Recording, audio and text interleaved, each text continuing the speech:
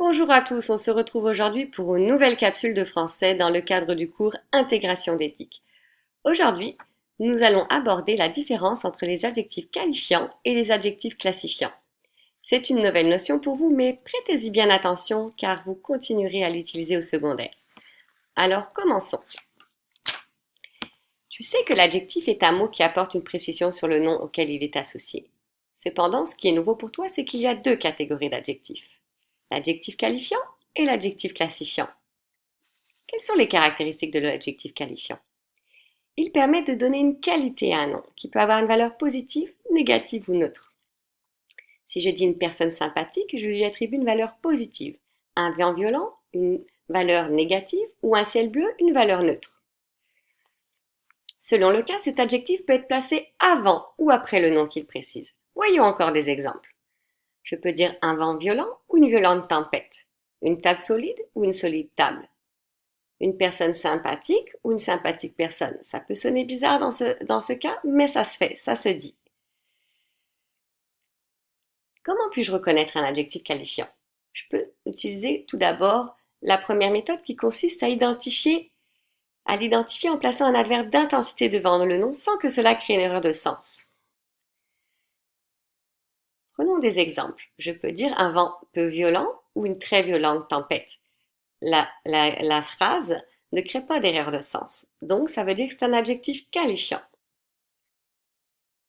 Je peux également le précéder des pronoms il ou elle. Voyons voir avec des exemples.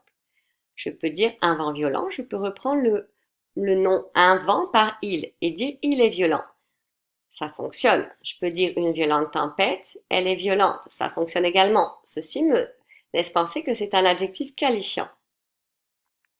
Voyons voir maintenant quelles sont les caractéristiques de l'adjectif classifiant. Contrairement l'adjectif qualifiant, il n'exprime pas une qualité, mais une appartenance à une classe. Prenons des exemples. Je peux dire une langue française et langue espagnole. Alors à ce moment-là, les adjectifs français et espagnol appartiennent à la classe des langues.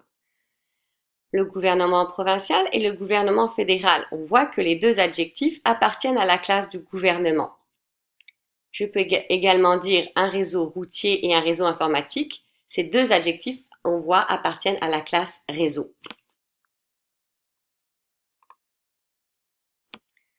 Comment puis-je reconnaître un adjectif classifiant? Je ne peux pas placer un adverbe d'intensité devant l'adjectif contrairement à l'adjectif qualifiant. Voyons voir. Si je dis ferme bovine et je place l'adverbe d'intensité très devant bovine, ferme très bovine, est-ce que ça se dit? Non, ça crée une erreur de sens. Donc ce n'est pas un adjectif qualifiant, mais un adjectif classifiant. Réseau routier, est-ce que je peux rajouter un adverbe d'intensité? Réseau peu routier? Là encore, j'ai une erreur de sens. Il s'agit donc d'un adjectif classifiant. Il existe une deuxième méthode pour reconnaître un adjectif classifiant.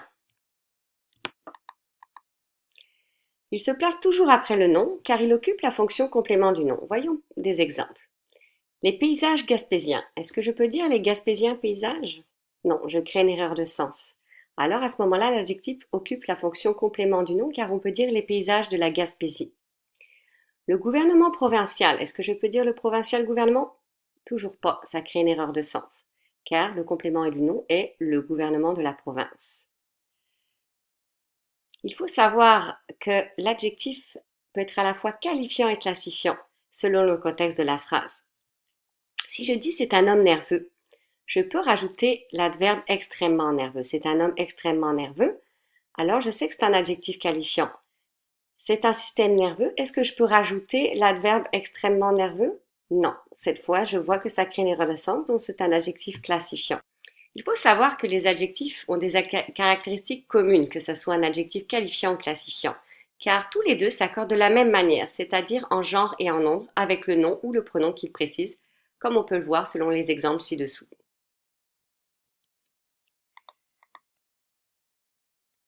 Alors, vous vous direz, en quoi est-ce utile de distinguer les adjectifs qualifiants et les adjectifs classifiants? Bien, tout d'abord, ils permettent de reconnaître et d'utiliser les adjectifs pour caractériser les noms. Également, Cela va vous permettre de reconnaître un adjectif quelle que soit sa fonction, sa place, sa forme ou son degré afin de l'accorder de manière appropriée. Nous allons faire une petite pratique pour voir ce que vous avez retenu. Les ouragans, comme Katrina en 2005, sont des exemples frappants de phénomènes météorologiques extrêmes qui causent de lourdes pertes humaines. Voici 5 exemples d'adjectifs. Cochez s'il s'agit d'exemples qualifiants ou classifiants selon votre compréhension des différentes règles que nous avons énoncées plus tôt. Je vous laisse quelques secondes. Nous allons maintenant regarder la réponse ensemble. Si ce n'est pas ce que vous aviez trouvé, je vous invite à réécouter la capsule et à vous pratiquer davantage. Alors, ce qu'il faut retenir de cette leçon, c'est qu'elle t'aidera à reconnaître tous les types d'adjectifs et donc de les accorder correctement avec le nom. Ça te permettra également de mieux différencier ces deux sortes d'adjectifs en te posant les questions suivantes. Est-ce que l'adjectif que je vois est avant ou après le nom ou seulement après le nom? Est-ce que je peux le précéder par les pronoms il ou elle? Est-ce que je peux ajouter un adverbe d'intensité devant cet adjectif sans que cela crée une erreur de sens? Et enfin, est-ce que cet adjectif exprime une qualité ou une appartenance à une classe?